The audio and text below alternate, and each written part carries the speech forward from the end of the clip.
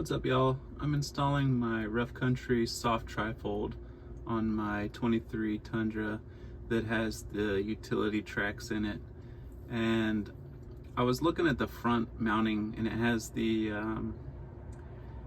hardware that goes inside the utility track, and then the hook kind of grabs onto it, and you can see how it has the screw in the middle here to space it out enough for that. And I was thinking that hook reaches inside the utility track. So what I ended up doing, at least for the front two, on the back you're gonna need to use those spacers, but it grabs. So I moved the screw over on this side over to the outside, and then the hook that's provided grabs right on to the utility track, and it does grab in there.